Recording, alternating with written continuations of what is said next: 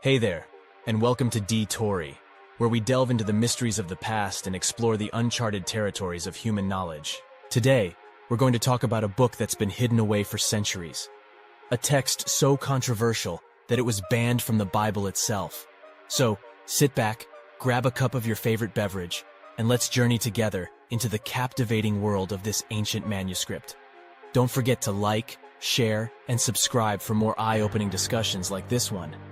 Now you might be wondering, what is the Book of Enoch, and why haven't I heard of it before?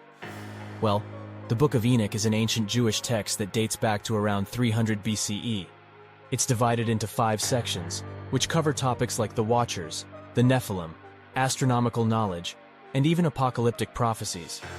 Although the Book of Enoch was highly regarded by early Christian and Jewish communities, it was ultimately excluded from the official biblical canon, leaving it shrouded in mystery. So what do we know about the origins of this enigmatic text? Some scholars believe that the Book of Enoch was written by multiple authors over an extended period of time, while others argue that it was the work of a single author.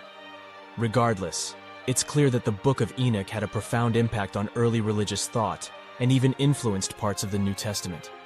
Now let's dive into the story of Enoch himself. In the canonical Bible, Enoch is a relatively minor figure, known primarily for his close relationship with God. According to the Bible, Enoch walked with God, and he was not, for God took him. Genesis 5:24. But in the Book of Enoch, our main man takes on a much larger role as a prophet and mediator between the fallen angels and God. You see, the Book of Enoch tells us that a group of angels, known as the Watchers, rebelled against God and came down to earth to teach humanity forbidden knowledge. These angels eventually fell in love with human women, fathering a race of giants called the Nephilim. Enoch, being the righteous dude that he was, intervened on behalf of the fallen angels, petitioning God to show them mercy. Pretty wild stuff, huh? As you can imagine, the book is packed with shocking mysteries that have captivated scholars and lay people alike for centuries. For instance, the story of the Nephilim and the fallen angels is both fascinating and chilling. These beings not only corrupted humanity with their forbidden knowledge, but also wreaked havoc on the earth, leading to widespread destruction and chaos. Another mind-blowing aspect of the Book of Enoch is its advanced astronomical knowledge it's presented. The text contains descriptions of the solar and lunar cycles, as well as detailed accounts of the movements of celestial bodies. This has led some to speculate that the Book of Enoch may have been inspired by extraterrestrial contact, while others argue that it's simply a testament to the remarkable observational skills of the ancient people. As we delve deeper into the Book of Enoch, it becomes increasingly clear that there are significant contradictions between this text and the Bible. These contradictions have fueled debates and discussions among scholars, theologians, and believers for centuries. Let's examine some of the most notable contradictions in more detail. First, let's consider the portrayal of fallen angels in the Book of Enoch. In this text, the fallen angels, led by Azazel and Semjaza, are depicted as sorrowful figures who regret their actions and seek forgiveness from God. They ask Enoch to intercede on their behalf, hoping that God will have mercy on them. This portrayal is in stark contrast to the Bible's depiction of fallen angels, who are consistently portrayed as malevolent entities, cast out of heaven by God and beyond redemption. The Bible also associates fallen angels with Satan, the embodiment of evil, whereas the Book of Enoch does not make this direct connection. Another significant contradiction involves the astronomical knowledge presented in the Book of Enoch. The text contains detailed descriptions of the heavenly bodies, their movements, and their influence on the seasons and natural phenomena. This level of astronomical detail is not found in the canonical Bible, which typically presents a more simplified cosmology, focused on the creation of the heavens and the earth. The Book of Enoch's complex cosmology may have been seen as a challenge to the biblical worldview, further complicating its relationship with the canonical texts. The book also places considerable emphasis on the Nephilim, the hybrid offspring of angels and humans. In this text, the Nephilim are portrayed as a central aspect of the story, contributing to the corruption of humanity, and ultimately leading to God's decision to send the Great Flood. While the Bible does briefly mention the Nephilim in Genesis 6, it does not elaborate on their origins, nature, or role in the pre-flood world. This difference in focus has led some scholars to argue that the Book of Enoch may have been intended to provide additional context or explanation for the biblical account. So, why was the Book of Enoch excluded from the Bible? Well, the exclusion of the Book of Enoch from the Bible can be attributed to a variety of factors, the most significant of which is its status as a pseudepigraphal work, which means works that are attributed to famous biblical figures, but are not considered genuine. In the case of the Book of Enoch, scholars and theologians of the time likely had concerns about its authenticity, as well as the potential for it to spread false or misleading teachings among the faithful. It's worth noting that the Book of Enoch was not the only pseudepigraphal work excluded from the Bible. There are many such texts that were deemed unsuitable for inclusion. It contains ideas and concepts that were considered too divergent from mainstream biblical teachings during the time when the canon was being established. For example, the detailed descriptions of the heavenly realms, the roles of angels and fallen angels, and the complex cosmology presented in the Book of Enoch were likely seen as too speculative or even heretical by the early church authorities.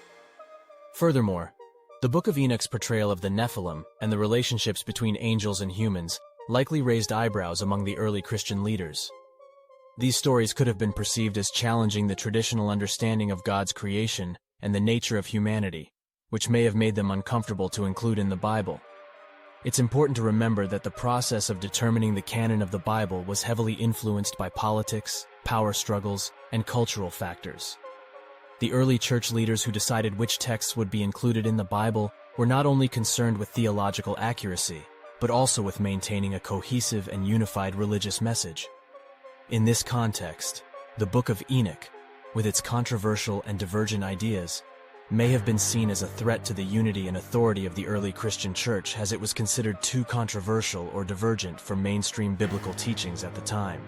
The text delves into some pretty wild territory, and the early Christian authorities probably wanted to keep the focus on more orthodox beliefs and practices. Despite the debate over the authenticity of the book, some scholars and theologians argue that the Book of Enoch should be considered an authentic part of biblical history. And there are several reasons for this view. First, the Book of Enoch appears to have been highly influential among early Christian and Jewish communities. There are numerous references to Enoch and his teachings in various ancient texts, including the Dead Sea Scrolls, which contain fragments of the Book of Enoch. Furthermore, the New Testament contains passages that are strikingly similar to those found in the Book of Enoch, suggesting that it may have been a source of inspiration for the authors of the New Testament. Second, the Book of Enoch provides unique insights into the cultural and religious beliefs of the time. It delves into complex ideas about cosmology, angelology, and eschatology, which were important topics of discussion among early religious communities. The book also sheds light on how these communities grappled with questions about good and evil, the nature of God, and the role of humans in the world. On the other hand, there are those who maintain that the Book of Enoch is a work of fiction, full of fascinating but ultimately misleading stories and ideas. Critics often point to the book's fantastical elements, such as the detailed descriptions of heavenly realms and the interactions between humans and supernatural beings. They argue that these elements are more characteristic of imaginative literature than historical accounts or religious teachings. Additionally, the fact that the Book of Enoch was not included in the canonical Bible raises questions about its authenticity. The early church fathers who determined the contents of the Bible were meticulous in their selection process, and their decision to exclude the Book of Enoch suggests that they may have had concerns about its reliability or doctrinal accuracy. As we wrap up our discussion of the Book of Enoch, it's important to remember that history is full of mysteries, and sometimes the truth is stranger than fiction. The Book of Enoch may not be part of the official biblical canon, but its captivating stories and thought-provoking ideas can still provide valuable insights into our understanding of human history and our place in the cosmos. So, what do you think? Have we piqued your interest in the Book of Enoch? Do you have any theories about its origins, contents, or exclusion from the Bible? Be sure to share your thoughts and opinions in the comments section below. And don't forget to like, share, and subscribe to our channel for more fascinating journeys into the unknown. Until next time, keep exploring and stay curious.